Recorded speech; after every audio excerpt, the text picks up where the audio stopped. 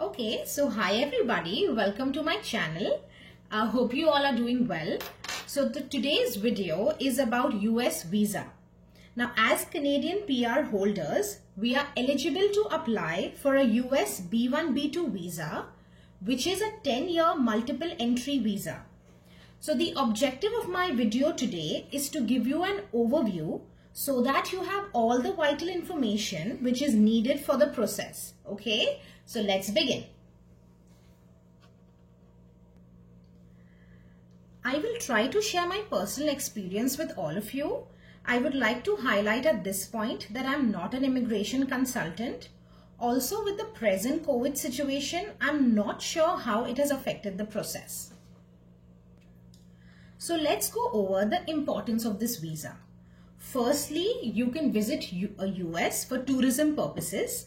Like you could go to US for a long weekend. I've also heard about some people, driving there for groceries because it's like a 2 hours drive. So I've heard, people, using the visa for kind of, just like a weekend grocery and then coming back. Also, suppose if you're working in an international company in Canada, which has an office in US, you might get a chance to visit there as well. Also, you are allowed to stay for a total of 6 months at a stretch in US, and then you need to return back. Okay. Interestingly, you can also get visa on arrival for many other countries. But just be aware that you are not allowed to work in the US on this visa. It is primarily a tourist visa. So now let's understand that when is the right time that you should apply for this visa. I would say at least you should be in Canada for a year after you've got your PR. There is nothing really mentioned that you cannot apply before that. Personally, we applied after like 6 to 7 months. We were in Canada and then we applied. But when you apply on a short duration, when you apply at an earlier duration like this, I feel it's important that you can show that you have secured a decent job and you can also show some proof of funds.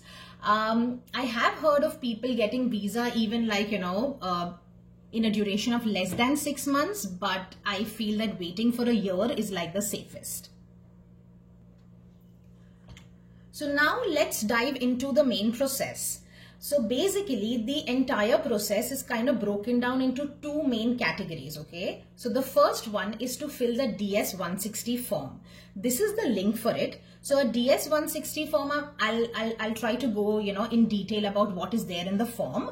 But basically by the end of filling, you will come to a confirmation page and you will get a confirmation number.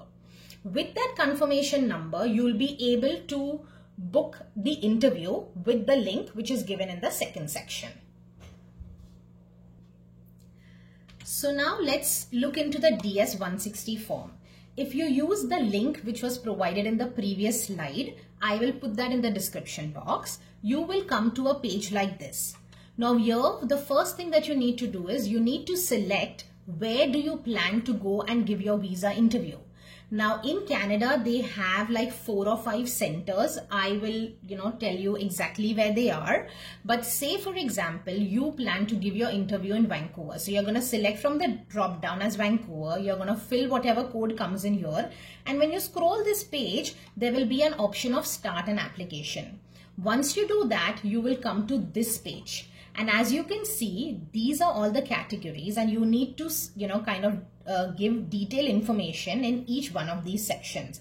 I will try to go in each one of these sections so that it's more clear for you. Okay, so now let's try to understand the DS-160 form.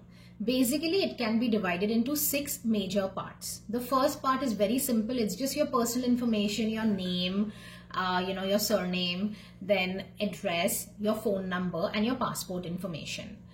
Moving on to the second part, this is travel information. So say if I say that I want to go to the US for 5 days, say to celebrate my anniversary, I have to give them information about where do I plan to stay, how many days it is. So that's the travel information about US. Coming to part 3, that is US contact information. So say if I say that I'm going to stay in a hotel, I have to provide them the hotel contact information. But say if you have a relative in US, there is a section that you need to kind of let them know that, okay, you'll be going to so and so relative's place. Then coming to part 4, that is family information. This is very simple. It's just like, your parents' information, your spouse basic information. Part 5 is work, education and training information. And finally, part 6 is security and background information. Okay, so let's talk about part 1 of the DS-160 form, that is personal address, phone and passport information. So they're going to ask you questions like your name, your marital status, your date of birth. Now, just for the ease of understanding, let's take an example of a girl named Priya who was born in India and who immigrated to Canada on PR and has been staying in Canada for the last 1 year. So place of birth would be India, country of nationality would be India, PR of which country would be Canada, and then they have a section which will ask you about the national identification number. So we know that we get a SIN number in Canada, so that is your national identification number. There's also a section which will ask you about US social security number. So if you have a social security number, if you fall under that category, please provide that information. Otherwise, it could just be, you could just skip that. Then followed by your address, your phone number, your email ID. There's also a section which asks you if you are active on any social media platform. So say for an example, you could put Facebook, and if you're active on that platform, then you need to give a social media identifier. So you could put the link in there. It's just, an example that I've put in there, and then your passport information. Okay, so now let's talk about part 2 of the DS-160 form, that is travel information. So in the section of purpose of trip to US, you have to select temp, business, pleasure, visitor B. In the section of specify, select business and tourism B1, B2. Now in our example, say Priya is intending to go to the US to celebrate her anniversary, but she does not have like a specific travel plan. So you're going to put no. If you have a specific travel plan, you know exactly what dates you're going to go, you could put a yes. In this case, it's a no. So you have to answer questions on what is the intended date of travel. So say her anniversary is on the 15th of April. Okay. So the intended date of travel could be like the 13th of April. And say she's going to stay there for like 4 to 5 days. So just put like 4 days or 5 days. Like don't put 4 to 5 days, put like, 4 or 5 days. Then the address in the US. So in this case, say Priya is going to go and stay in the Westin Hotel, New York. So you're going to put the address of the hotel. Then in the section of the person paying for the trip, it will be self. Is there any other person who's traveling with you? Say yes, then you have to put, the name of your, say if you're traveling with your spouse, you will have to put the name of your spouse. Moving forward, coming to the third section of the DS-160 form, that is US contact information. So in this example, it's everything to deal with the Westin Hotel, New York, or where she's planning to go and stay in the US. So in the section of contact person in US, now in this case, she doesn't know anybody in US, so it's going to be don't know. But say if you know somebody in US, please be very honest while you're filling up the form. Coming to organization's name in the US. So in this case, it's going to be the Westin New York. Is there any relationship between you and, the organization or the contact person? So here it's just a hotel. She doesn't know anybody. So it's going to be other. Then in the section of US contact address, it's again the address of the hotel, phone number of the hotel, email address of the hotel. If you don't have that, you could just do not apply. Okay, so coming to the next section, that is family information. This is actually very, very straightforward. It's just what is your surname, what is your father's name, your father's date of birth, similar information for your mom, mom's name, mom's date of birth. And if you have a spouse, then some information about your spouse. Okay, so now moving on to the next section, that is work, education, training information. So the first section is what is the primary occupation. So say in our example, Priya is a physiotherapist. So she is going to put medical/health. Whatever applies to you, you could select and you could enter it there. Then what is the name of the present employer? What is the address of the present employer? What is the phone number of the present employer? What is your monthly salary? And what are your duties? So duties could be, say for her example, it is to assess patients, it is to treat patients. So just in brief, what are your duties at work? Now you have to provide them information of the last 3 employers that you have worked with. And you also have to give them information about the supervisor's name and what were the date of, the services that you worked with their organization. So the next part is they want to know about your education. Now the first thing is, do you have education at secondary level or above? Say yes. In our example, like we have thought like probably she's done masters. So you are first going to give information about your highest level of education and then going down. So you have to put the name of the institution. For example, say it's Mumbai University that she did masters from. What is the address of the university? What are the dates that you attended those, your master's program at the Mumbai University? And the same information will be also given for bachelors. Then there is a section which is asking you what languages do you speak. So for example, like say you speak English and Hindi. Then there's a section which is asking you that have you traveled to any country within the past 5 years? If you have traveled, say yes and name the country that you traveled. And if you haven't, then just say no. Okay, so now coming to the bit of security and background information. This is extremely important. Please read all the questions carefully and answer it honestly, okay? Well, I felt that it wasn't really important to kind of put all the questions in here because most of the questions are yes and no, but I've just given you 2 examples like, are you a drug user or addict? Yes or no. Do you have any communicable diseases? Yes or no. But please make sure that you read each and every question and you're answering it perfectly, okay? Moving on, so now since you've filled most of the part of the DS-160 form, now you have to tell them where will you be submitting your application.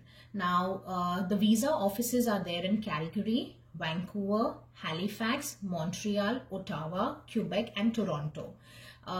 Please be aware that they don't have the visa offices in all the provinces. Like personally, like we had to travel all the way to Calgary to, give the interview. So, just be aware about that.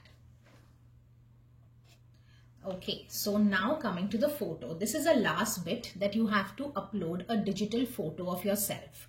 They have very strict specifications, so it's best that you get it clicked by a professional photographer. You could get it clicked at Walmart or Costco. It's kind of pretty easy and they know how to do it. Now, once you've done everything, you've uploaded your digital photo, and then when you click on confirm, you will come to a confirmation page where there'll be a photo of yourself. There'll be a confirmation number, which is extremely important because without that, you will not be able to book your time slot for the visa interview.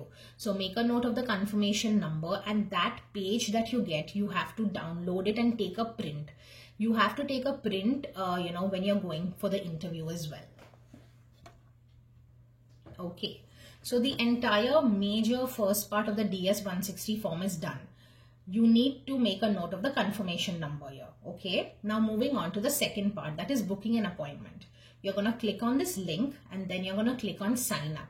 So it's very simple, just your basic information and you just sign up, and then you have to book the appointment. You're going to book the time slot that you would want. And what I remember is that we paid around $160 per person, but it could have changed, so please check. And so say for an example, if Priya is trying to book an appointment today, usually she might get like the first appointment after like a month or something. So there's always this 20-25 days which is already booked. So keep that in mind. In that time you can prepare for the documents and the interview. Okay, so when you click on the link which was given in the previous slide, this is how the screen should look, and it's very simple, like how you make a account. Just your name, surname, email ID, confirmation, password, and that's how you would log into this page. Okay, so now after you've already booked an appointment, now comes the main part, that is preparation of documents. Now on their website or anything, they have not really mentioned what documents should you carry. but you have to be smart enough to carry as many documents as you can so that you can support your case that you are going there purely for tourism, and the visa officer should be assured that you are not going to stay back in the US. You're going to come back to your, you probably are going to come back to Canada. So when you talk about documents, mainly it is divided into two major categories where you want to give supporting documents. The first thing is, say in this case, when we say that Priya is going there for tourism, so give them a lot of documentation about tourism, give them their itinerary, give them, maybe like an estimate about how much you feel, your entire trip is going to cost. Let them know that what all places you want to see. So it should look that you genuinely wanted to go there for tourism. So a little documentation on that. And the second thing is you have to give them a lot of document to show or to assure that you're going to come back to Canada. So you can tell them that, hey, you know what, I have a job here, or I have my spouse here, I have a family here, or maybe I have a house here. So you have to tell them information about, support documents about, that you're going to come back to Canada. Okay, so now let's understand what are the documents that you need. So I explained the two categories in the previous slide, but now let's understand what all documents can you carry. One, your passport, very, very must, old and new both, remember. You need to carry your Canada PR card, your confirmation of permanent residency or COPR, important. You need to carry your confirmation of the DS-160 form. Like you remember that DS-160 form we came on the last confirmation page, very important. You saved it, take a print, and you have to carry it with you for the visa interview, okay? Then comes your work experience. So say if Priya has been working in a clinic in Canada, so she is going to take the offer letter, maybe the last 3 salary slips. Say she's just cleared her physio license exam, so she could take her exam results so that it can assure the visa officer that, Priya is going to come back to Canada and she's probably just going there for tourism purposes. Now, documents to support your tourism would be an itinerary. So say now she does not really have a definite plan. So she's not really booked a flight ticket, right? But say if she feels that her anniversary is on the 15th of April and she's going to go on the 13th of April. So Google what are the flight charges on the 13th of April and pick up one flight. And you could just put that, say $250 is what my cost of the flight is going to be, to and fro, how much ever it is. Then again, Google search that on that date, how much is the cost of the hotel. And you could kind of put that. And then also be aware of what are the places that you want to see in the US. Say if you want to go to New York, so know the nearby places that you plan to visit. And you should also have an idea about what is the total expense of your trip. Okay, now coming to the other part of the documentation that you need to carry with you, financial documents. So in financial documents, salary slips is good. Carry bank statements of last 6 months or at least from the last 3 months. 6 months is actually a safer option, I would say. You need to carry your marriage certificate. If you have any IT return, like if you've been in Canada for a year, then probably you would have filed T4 or T1, so you can carry that. In our case, we were here only for 6 to 7 months, so we didn't really have an IT return at that point of time. If you have any property here, then you can take any property papers. The digital photo that you uploaded in the DS-160 form, you also need to carry a hard copy with you. I don't know how many, I don't kind of remember it very well, but you need to carry it. Now coming to the proof of funds, they have not specified how much proof of funds you need to show. But what I feel is that if you are into a stable job and you have, salary credits done on a regular basis, I think that's good enough. And say if in Priya's case, she plans to spend $2,000 for her entire trip of US, so she should definitely have those $2,000 in her account and probably $1,000 or $2,000 more. So I feel that should be like a safe thing to do. Okay, I would also like to say something at this point of time, that I don't encourage anybody to give any wrong information.